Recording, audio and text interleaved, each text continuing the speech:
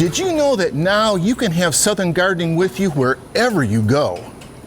We've taken the plunge into social media and share gardening information on many of the popular apps and websites. Last year, we introduced our Southern Gardening Facebook page. This has been a popular way to share our latest articles and answer questions directly from you. But following our other social media apps gives you more information on a daily basis from me. You have access to behind-the-scenes pictures and videos, even a few selected bloopers that don't make it into one of the TV segments. Social media allows us to have two-way communication. The gardening community has never had access like this before. Imagine all this for free from a trusted landscape and garden source.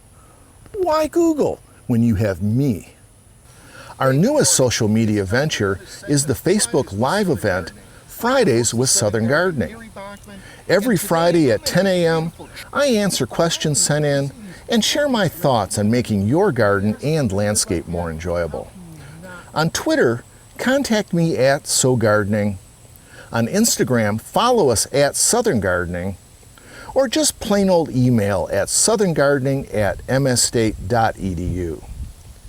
You can always access many of the TV, radio, and newspaper columns at the MSU Extension website.